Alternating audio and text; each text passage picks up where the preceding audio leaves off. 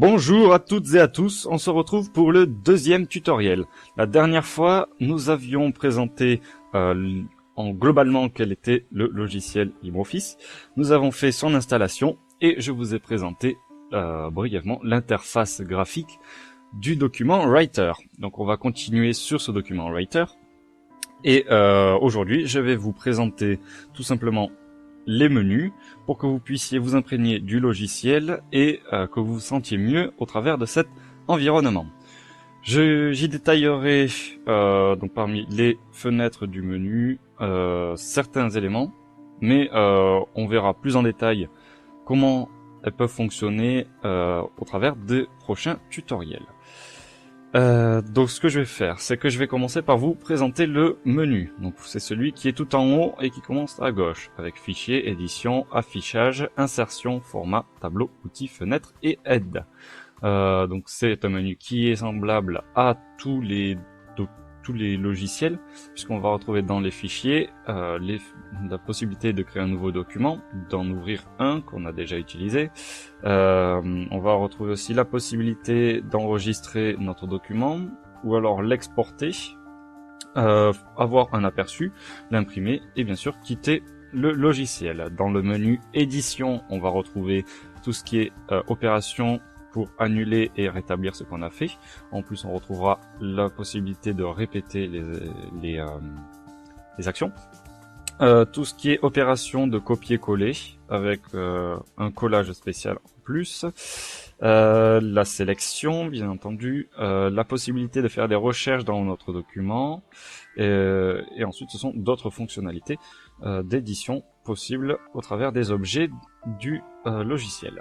Dans l'affichage, on va retrouver la possibilité d'avoir deux visions possibles, c'est-à-dire la vision en impression, celle qu'on a actuellement, et la vision en page web. Comme on peut le voir, c'est ce qu'on va retrouver sur notre page au travers du navigateur. Ensuite, nous avons ici les barres d'outils. Donc les barres d'outils, c'est celles que l'on retrouve en haut et en bas. Donc là, on a la barre de dessin, ici des barres de formatage, etc. Donc là, il y a la possibilité d'en rajouter ou alors d'en retirer. Ensuite, donc là, on va retrouver les règles. Donc pour ce qui est des règles, ce sont les éléments que l'on a en haut et sur le côté, avec l'échelle du document. Donc là, entre le 1 et le 2, on a environ 1 cm. Donc c'est l'échelle par rapport au document qu'on est en train d'utiliser. Ensuite, on va retrouver les caractères non imprimables qui peuvent être très utiles dans l'utilisation du document, puisque l'on va avoir ici un espèce de P inversé. Ça permet de montrer la fin du paragraphe. Comme on peut le voir, on saute une ligne, on saute deux paragraphes tout simplement. Les espaces sont matérialisés par des points. Voilà. Les sauts de ligne, comme on a pu les voir, avec une flèche. Comme sur la touche entrée. Bref, donc ça permet de regarder quels sont les différents éléments qui composent notre document pour qu'on puisse mettre en page correctement notre document et peut-être des fois éviter de faire des milliers d'espaces pour centrer les documents, puisque on va avoir des fonctionnalités qui permettent d'éviter ce genre d'intervention. Ensuite, nous avons le navigateur, comme on l'avait vu la dernière fois, sur le côté, et le volet latéral. Donc là, le volet latéral, je vais vous montrer, puisque ça permet d'avoir cette fenêtre qui est apparue tout à droite. Donc là, on va y retrouver les styles de paragraphes, la galerie, ainsi que le navigateur. Donc ça, c'est une fenêtre que je n'avais pas vue avant, puisque j'avais une version trop ancienne. Je pense d'ailleurs que ce serait plus intéressant d'utiliser cette petite fenêtre là et sortir les éléments de navigation et de style, puisqu'on a tout sur une fenêtre plus grande. Donc vous cliquez sur les boutons ou alors en appuyant sur le clavier F11 et F5. Vous avez aussi la possibilité de personnaliser cette fenêtre. Donc là on a les styles de base avec bien sûr des options plus poussées que ce qu'on a sur la barre d'outils en haut. Donc pour ce qui est de la personnalisation, vous cliquez sur le petit icône tout à droite et vous allez vous cliquez sur personnaliser et vous sélectionnez lesquels vous voulez voir apparaître ou disparaître. Bon, la galerie je ne l'utilise pas, je la retire donc. Voilà. On continue sur l'affichage, on va avoir aussi le plein écran et les zooms. Donc le plein écran, si vous voulez le voir, ça donne ça, mais ça semble pas très utile puisqu'on n'a plus les outils sur le côté. Pour ce qui est du zoom, vous pouvez zoomer en avant, en arrière votre document, avoir la page entière, etc. Il y a également la possibilité de faire les mêmes actions en utilisant la barre tout en bas à droite, où on va pouvoir augmenter le zoom, le réduire, avoir la page entière. Et pour moi, le mieux, c'est d'utiliser la page en 100% puisque c'est ce qu'on va retrouver globalement une fois le document imprimé. On va passer maintenant sur le menu des insertions. Donc là, ce sont tous les éléments qui peuvent être insérés dans les fichiers. Donc on va retrouver les sceaux, les champs, des caractères spéciaux, la gestion aussi des en-têtes, pieds de page, des notes au bas de page, les commentaires, les index, des entrées pour les index, les tables de matière, bibliographie, etc. Et les éléments tels que les tableaux, les images. On peut aussi intégrer des vidéos et des sons. Bon, bien sûr, sur un fichier imprimé, on ne verra pas la vidéo ou le son, juste l'élément tel qu'il est. Ensuite nous avons les objets ODLE, formules, etc., les diagrammes et les cadres. Pour ce qui est du formatage, c'est ce qui va nous permettre de directement modifier le formatage du texte. Et on a ici donc des éléments, des outils qui permettent de modifier plus précisément les éléments et qui proposent plus d'options que ce qu'on peut avoir sur le côté ici ou sur les barres d'outils. Donc là, pour modifier juste le caractère, le paragraphe, ajuster les plus de numérotation, puisque là on peut juste en rajouter, mais il y a la possibilité aussi de les modifier.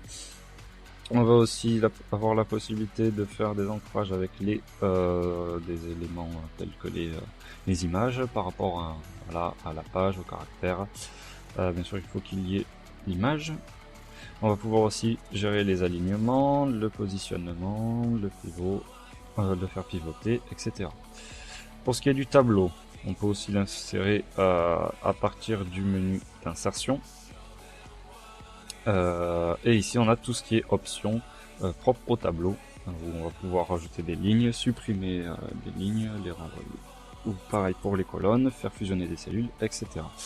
Il y a aussi les options qu'on va retrouver sous Excel avec les fonctions de tri, les formules, etc.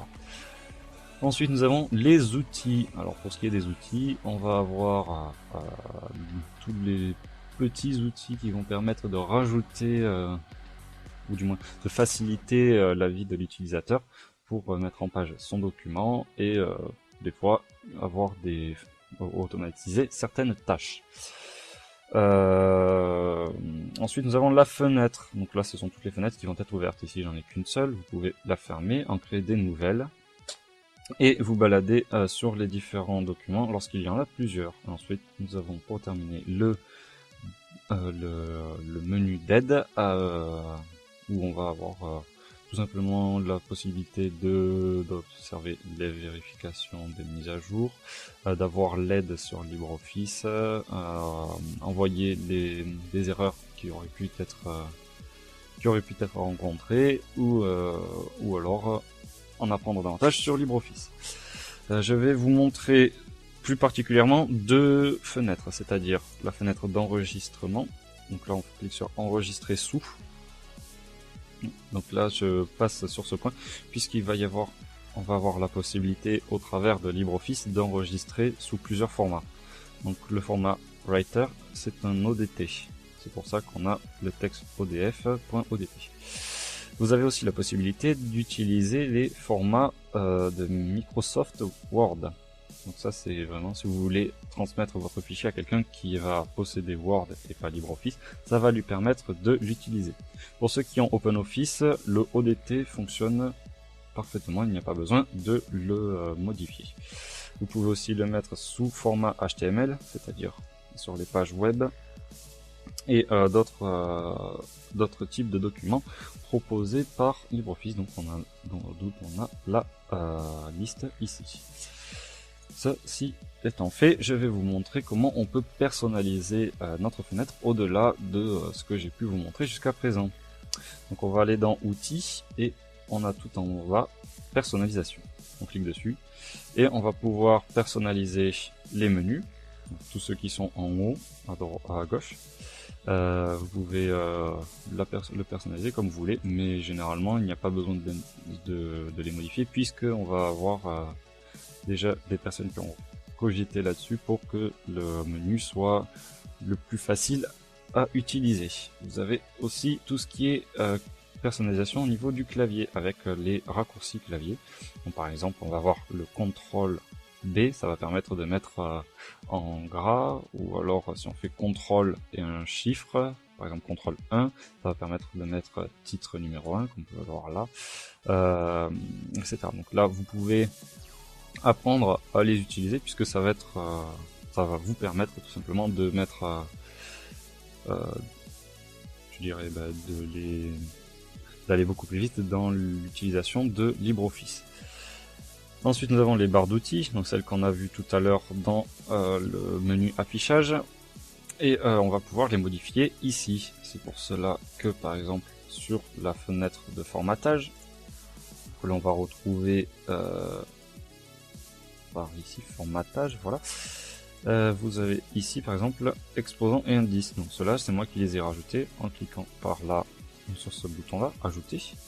Vous allez donc avoir ici les catégories des commandes et à droite les commandes plus en particulier.